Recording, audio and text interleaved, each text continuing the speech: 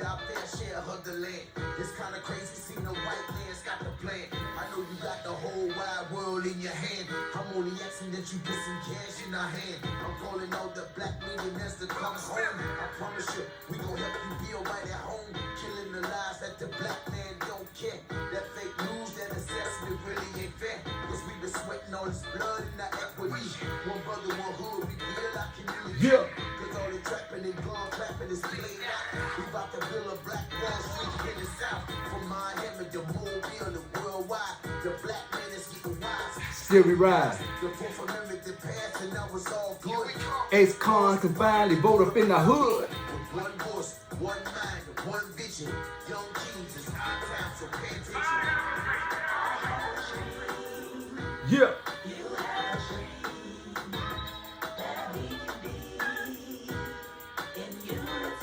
Yeah.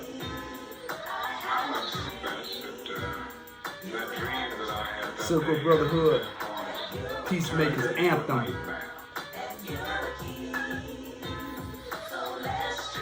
Yeah. Yo, they used to call us thugs and criminals. We switched up, changed our mindset. We all came to lift up. Hop the Ripper. With love and unity, taking our hood back, boys, stopping the foolery, putting the gun down. We don't want another unity, don't want to hear about another death Over jewelry. Stop the coonery, the streets ain't nothing new to me. I We shouldn't don't. have to worry about a black man shooting me. One brother, one hood. It's all love. It's all good. And we ain't stopping till them bullets start popping, till our people start eating and our streets start bleeding. Yeah, time out, get the crime out, the grime out. Black kings in the booth, bring the shine out. I have a dream like MLK, I don't play. I'm fighting for the brother. Circle of Brotherhood, Peace Anthem song. I'm not convinced that dream that I had that day as a uniform turned into a nightmare.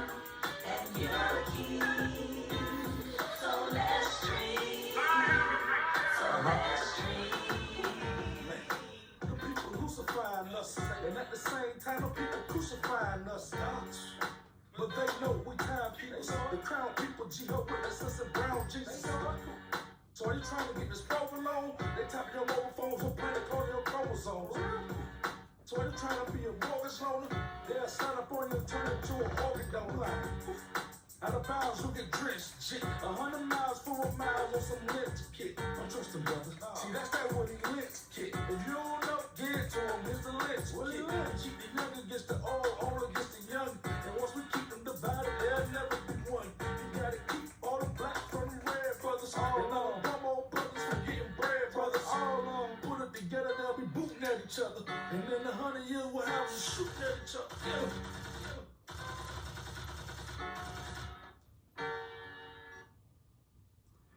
Yeah. This sunny day is 305 degrees podcast. We in the building. Yeah. So look here, we had a beautiful day today. We went to the Trayvon Martin. Today is his 11th year anniversary. We had a beautiful program out there. We didn't let the weather stop us. It was awesome. The people came out. We stood in the rain for our brother.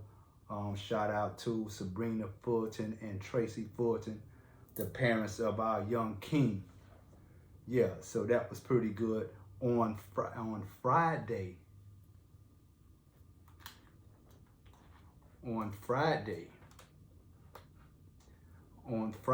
at our school at 5120 Northwest 24th Avenue, the Circle of Brotherhood had the honor of training 38 police cadets and along with 40 young children at our school as the Circle of Brotherhood continue to do the work in our community in spite of. A couple of weeks ago, we went down to the city hall, as some of us may know, to talk about this $1 million that the Circle of Brotherhood leadership was called. They was called. This is $1 million that we did not ask for. We did not seek it. The mayor called us down and rewarded us $1 million because of the work that we have been doing in our community for free for years. And so it was a lot of questions raised about, you know, what we gonna do with the money, what the money is for, why the majority of money was going to people's salaries and all kind of stuff like that, all kind of foolishness, right? And so people that don't put boots on the ground in our community, you don't know what our community needs. And so before I just, you know, get deep off in it, if anybody comes on this live that have benefited, or you know somebody that has benefited from the Circle of Brotherhood or Neighbors and Neighbors Association. So our organization, our leader, Brother Leroy Jones, was awarded a 58,000 feet school, which was an elementary school. The school was a dumping ground for the city of Miami and Dade County, all kind of books and all kind of computers. The school looked like it was irreparable, needed to be condemned. But through our sister, Dr. Dorothy Bendroth Mendigal, she was instrumental in getting that institution for our community to put it in the care of Brother Leroy Jones, of which that institution is named after her, the Dorothy Bendroth Mendigal Social and Economic Institution. And so at that institution, any person in a community that wants to be successful, that wants to get back in society and get back in the work sector and be a productive citizen in society, that person can come on our institutional grounds. They could get job placement, they could get job training, they could get their forklift license, they could get their CDL license, they could get their flagging license, they could get things that they need, different resources and all that. So that school has been made as a resource center. And it mostly cater to convicted felons. I think about that. With all the trouble that convicted felons have when they get out of prison about finding jobs. You know, a person to go on a job, male or female, they'll be on the job for a while. And then when they run their background check and find out they're a convicted felon, convicted of drug dealings or drug usings or robbers or robberies and murders and all type of manners of things, they get that call in the office saying, well, no matter how good your work ethics is, no matter how courteous and respectful you are, no matter how punctual you are coming to work, unfortunately you have a criminal background and we have to get rid of you. So we have a community that specifically caters to convicted felons. We have a facility that when our brothers and our sisters come there with mind issues and things going on in their mind, maybe they got personal hygiene issues, maybe they're homeless, you know, maybe they have mental issues.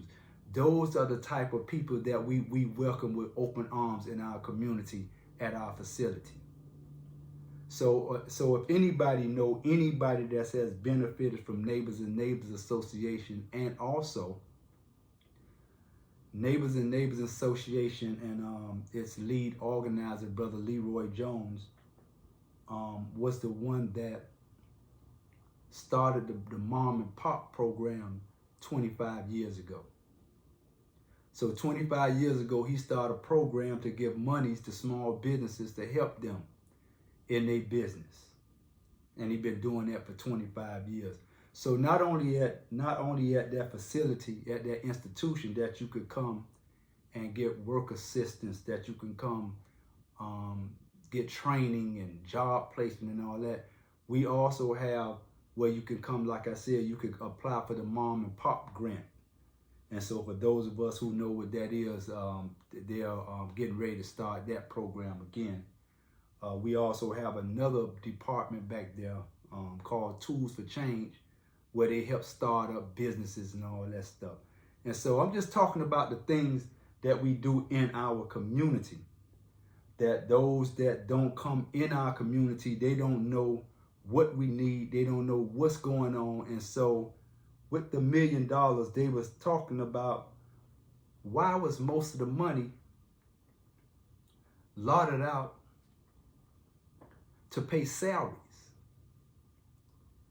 And that's a very good question, because as much work as the Circle of Brotherhood has been doing in our community for free, the rent people, the mortgage people, the light people, the car insurance people, man, they don't care nothing about how free, what you're doing in the community for free. They want their money.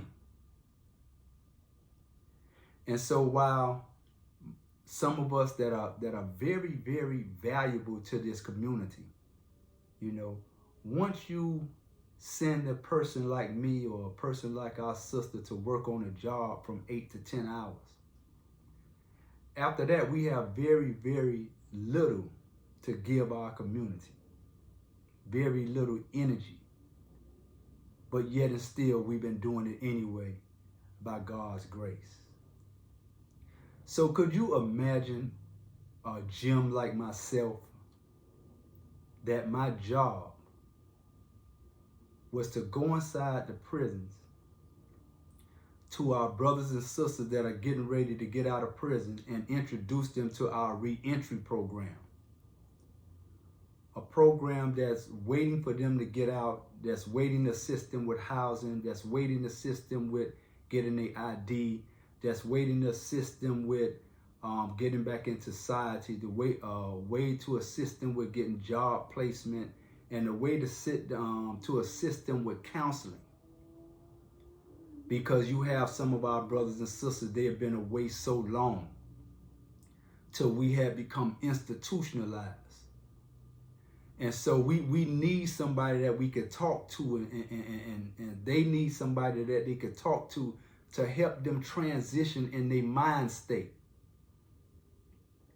And so that's why it is so valuable for brothers and sisters that have been through something to come back into our community, to work, to have a full-time job in our community, to help our people come back in our community. Not only that,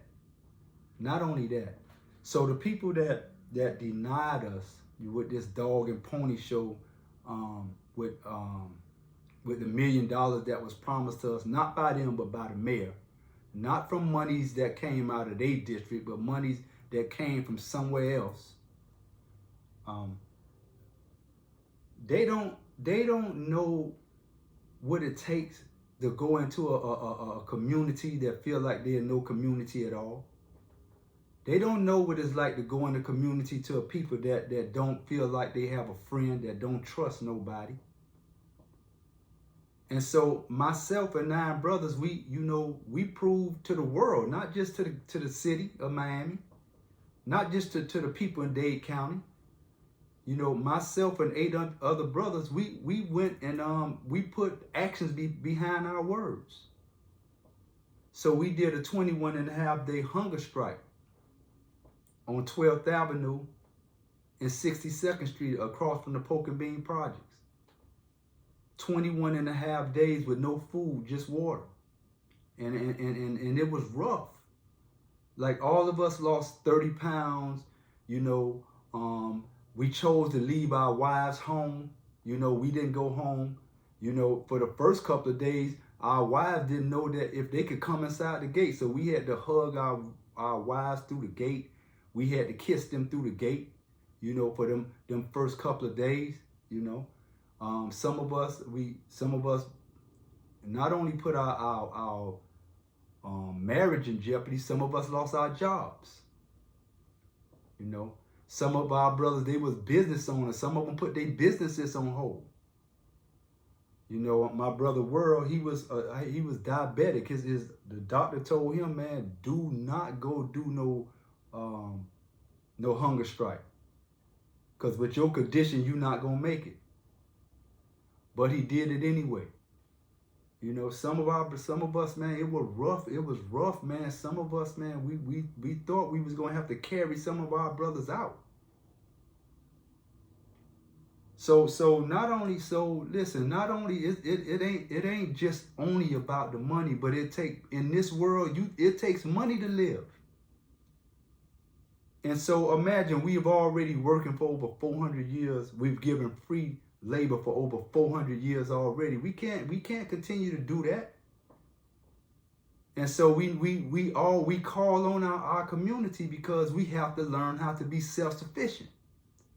You know, we have to learn how to start supporting each other. And and listen, some of our black businesses, we not where we supposed to be or where we going, you know, but everything is a process. So I'm telling us as people in our community, you know what I mean? Let's stop giving up on our people because their products is a little higher, you know, and maybe they quality of business is not like other people's businesses. But if we keep working with them, they'll get there, you know. And so yeah, so we was there with that old dog and pony show. You know, people know they already had in mind what they was gonna do and how they was gonna do it. But it's okay, because the Circle of Brotherhood, we still making it do what it do. So I was listening to a podcast this morning. So brothers were talking about the $1 million reneged from the city of Miami, and I want to play some of this so we can hear it. Let's start with the Circle of Brotherhood. Billy, tell the people who do not know what the Circle of Brotherhood is. We've talked about this on the program before. It's a Black-led nonprofit organization that does really important work in what I would argue is not the underserved Black community of Miami, but the unserved Black community of Miami. This is an organization that gets hundreds of thousands of dollars a year from a variety of sources, state, local, federal, and does a lot of work that the government just simply fails to do in these communities and in these neighborhoods in Miami. Miami, as I continue to remind you, despite what you see on TV and music videos, Miami is one of the poorest cities in the country. And so we need organizations like this to pick up the slack from a government. And Miami is a place where we often talk about African Americans being treated as second-class citizens. In Miami, we have a majority-minority community in power in the public sector and the private sector.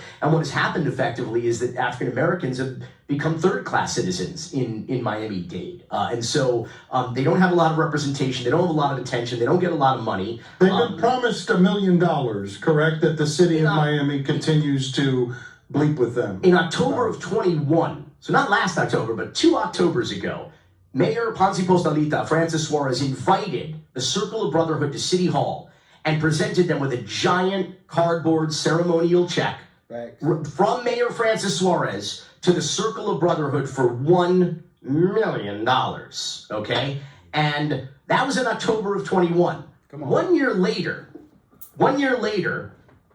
the Circle of Brotherhood shows up to a city commission meeting that just this past October of 22, and they hadn't received a single penny, and in fact saw an item on the agenda, not for $1 million, but maybe they would consider up to $250,000. Come on. Now, the mayor of Miami called us here, said that he was awarding the Circle of Brotherhood some funding because of the work that we've been doing in the community.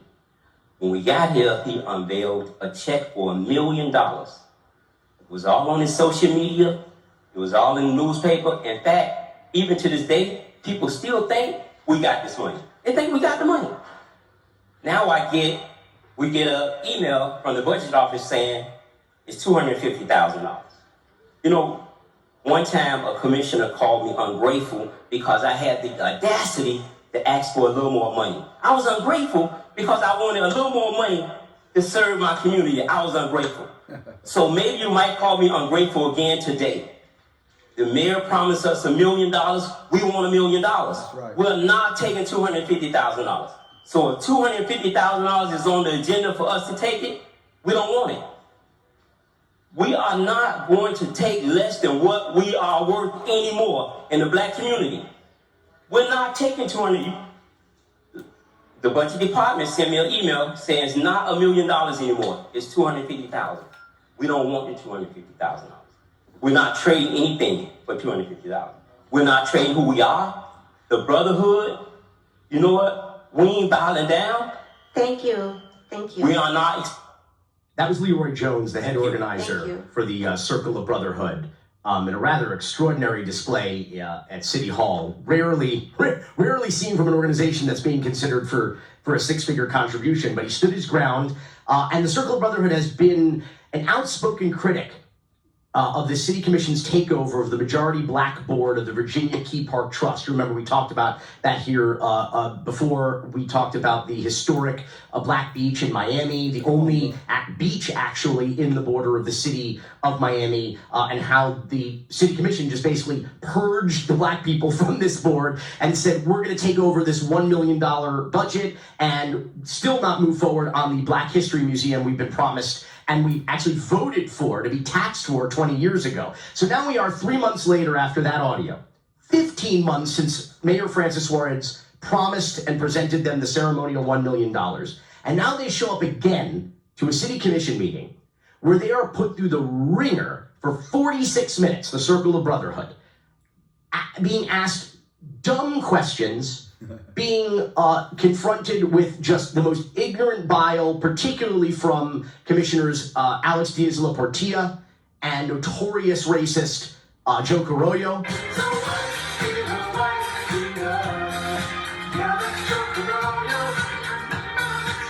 Also arrested for domestic violence.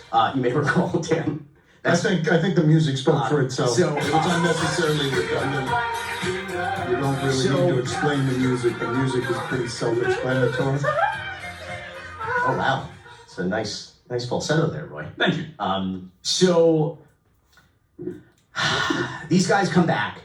They're asked just circular questions. They have to show their bank account. By the way, the $1 million is an allocation of the city commission. These guys still have to spend money and then put in for reimbursements, and the city, receipt by receipt, has to review whether or not they're going to give them this money up to $1 million. It's this very intricate process, and they're treating these guys. Nobody gets treated this way in the city of Miami. But listen to this. For the record, no other organization under the 2021 ARPA regulations has been put through this. Not one, except us. But they will be because we have to make sure we spend. It's too late because they already were approved last January. Remember? That's not what's happened. I remember. Okay. What's happened is they're asking us. Is there anything else you'd like to know about the Circle of Brotherhood? I'd like to know how much money you receive from different governmental entities so we can make an informed decision. So on I've already named in excess 3 times the amount that this is for. Okay. So this is really becoming what it is publicly. So we see you for what you are. Just make a vote on it. Just make a vote on it. I'm not sure you want that. Excuse me, sir? I'm not sure you want that. You're not sure I want that? Yeah. Now that's on record, sir. Of course on the record. We're in the same position where we are. Everybody sees what's going on here. So we're going to tell you one more time.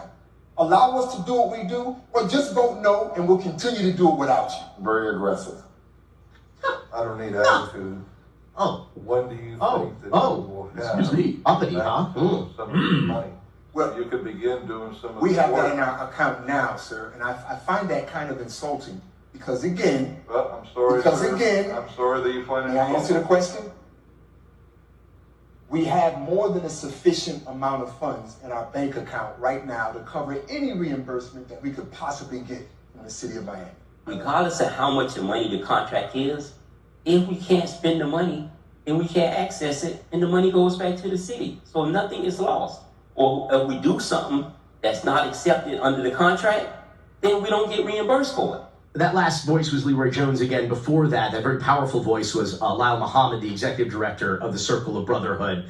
And you can see that this is 46 minutes of this from these guys. And we have a Cuban diaspora museum, fully funded. Nobody knows where that money goes. It's like an ongoing telenovela over there. We have a Brigade 2506 museum and a second one coming. Brigade 2506 gets, they're going to get property from the city for public housing, for affordable housing. They also want to give them the Tower Theater over to them, which the Brigade doesn't want. But my point is that there are organizations who come in and get money all the time from the city. And by the way, they just gift the money. They just give the money. These guys, even if they got this allocation, they still have to jump through every possible hoop to get check after check after check.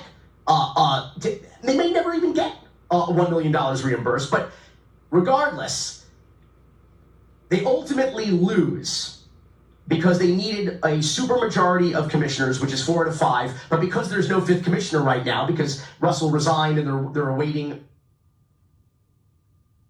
So yeah, this circle, we back. And man,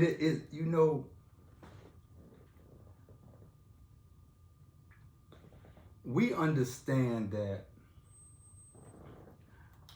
our community has asked everybody to come in and try to save us. We done asked the government to come and save us. We done asked the welfare people to come and save us. Just recently we went to the city to ask for some aid so that we could go back in our community and try to revitalize our community and energize our community, and was rejected. So myself and the Circle of Brotherhood, we've come to the conclusion that there is no cavalry coming to save us. There is nobody that's going to ride in on a horse and save the day and soothe all our hurts and give us our 40 acres and a mule. That's not going to happen. So we have come to the conclusion that we're going to have to save our own selves, community. And so we're asking our community, especially those that know the work that we do, because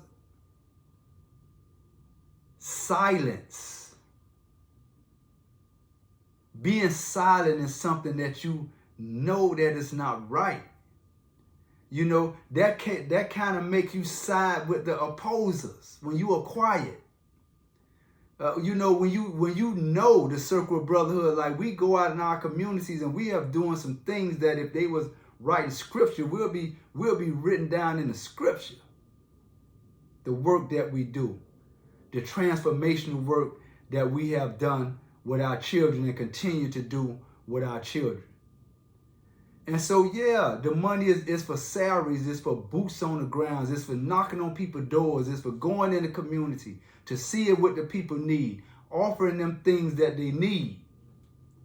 And that can't be done from a dais, It can't be done from those high places where you people that, you give millions of dollars, your own money away. It's so many people that come to this city and everything is open for them. But when black men come together, to put away our differences, to put away our egos, and some of us in our organization, some of us was beefing with each other back in the past. So we put away our beefs. We put down our egos. We put down geographical locations. We put down that old criminal mindset. We put down that old Willie Lynch syndrome that had been a part of our thinking probably ever since we born. We put those things away. And then we're doing grown men stuff. Going back in our community, changing lives. You know, going back in our community, building police and community relationships. And so as we'll continue to keep on doing what we're doing, as we'll continue to keep on loving on a community that don't feel like nobody loved them, you know, I was at the Trayvon Martin walk today, and I was walking up on a group of young brothers. They probably was in their 20s. And so when I walked up to them, they scattered out as if, you know, I was an enemy to theirs. And I had to call them back. I'm like, brothers, look here. Bruh, I'm almost 60 years old. I'm not on no type of geographical location. Y'all come back over here. You know, I just want you to take a picture of us. And then I open the conversation. Brothers, where y'all from? How y'all doing? You know, do y'all need any help? Do you need any resources? Do you need jobs? Do you need, is there anything that you need help with? You know, and that's the type of work that we do. We go out into our community where our young people, they are so segregated and so alienated to if they don't see you every day, if you're not a part of them every day, you like almost like an enemy to them, and they don't even want to talk to you. And so when they're in that mindset, if somebody don't go with boots on the ground to break that curse, to get a line of communication with them so that we can get them help and resources, then they'll continue to walk around out there aimlessly, surfing. So yeah, this Circle of Brotherhood, this sunny day, 305 degrees. I just want to come on and just talk about some of the works that we're doing. And, you know, and for those of us that'll see this message later, you know, if neighbors and neighbors have ever gave you a mom and pop's grant, if you ever came to our school at 5120 Northwest 24th Avenue and got some resources, have you ever came there somebody and they help you get your LLC, they help you get your business license, they help you with taxes, and if you ever benefited from the Circle of Brotherhood, put it in the chat. And also, man, listen, if you can't get on the front lines and fight, because maybe ain't nothing hit your household yet, you know, I mean, we ain't had the march for you yet, you know, we ain't had to stand up for your children yet, you know, we ain't have to go out and go to court with your son or daughter yet.